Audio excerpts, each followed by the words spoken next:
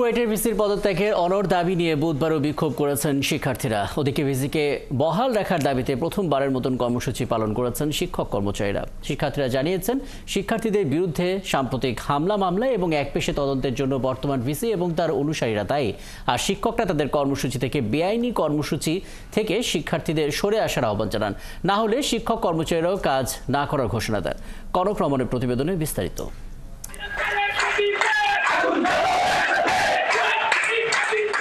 বুধবার সকাল থেকে খুলনা প্রকৌশল ও প্রযুক্তি বিশ্ববিদ্যালয়ের আন্দোলনরত শিক্ষার্থীরা দুর্বার বাংলার সামনে জড়ো হয়। বেলা 12টায় উপাচার্যের পদত্যাগের এক দফা দাবিতে ক্যাম্পাসে বিক্ষোভ মিছিল বের করে তারা। এ সময় তারা ভিসির পদত্যাগ চেয়ে ক্যাম্পাসে পোস্টারিং করে। পরে তারা স্টুডেন্ট ওয়েলফেয়ার সেন্টারে প্রেস ব্রিফিংয়ে বলেন, সম্প্রতি বহিষ্কারের নামে নিরীহ শিক্ষার্থীদের হয়রানি করা হয়েছে। এর সঙ্গে জড়িত বর্তমান ভিসি।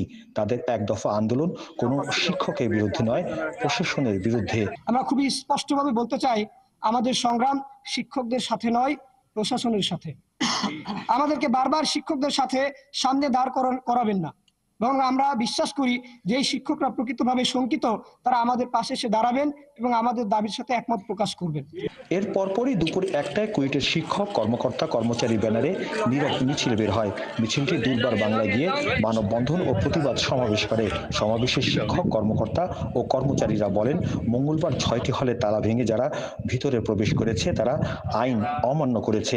একটি মহল কিছু শিক্ষার্থীদের দিয়ে কুয়েটের সুষ্ঠু পরিবেশ নষ্ট করছে। এই অপচেষ্টা দ্রুত বন্ধ না হলে শিক্ষকরা ক্লাস বর্জন ও কর্মকর্তা কর্মচারীরা কাজ বর্জন করবে। তোমাদের আতঙ্কিত হওয়ার কিছু নাই। এখানে যাদের নাম আছে সেটা পুঙ্খানুপুঙ্খভাবে বিশ্লেষণ করে তোমাদের কাছ থেকে এক্সপ্লানেশন কল করে তোমাদের বক্তব্য নিয়ে সেটা যাচাই বাছাই করে এখানে তোমাদেরকে এই ব্যাপারে সিদ্ধান্ত নেওয়া হবে। শিক্ষার্থীরা যারা দোষী সাব্যস্ত হবে, প্রকৃত দোষী, তদন্তের মাধ্যমে, ডিসিপ্লিনারি কমিটির তদন্তের মাধ্যমে সাথে না পাওয়া পর্যন্ত আমরা কেউ ক্লাসে ফিরে যাব না। ছাত্র শিক্ষককে কিভাবে শারীরিকভাবে লাঞ্ছিত করতে পারে, এভাবে মানে অশ্রাব্য ভাষায় কথা বলতে পারে, এটা আমরা মেনে নিতে পারিনি শিক্ষক হিসাবে।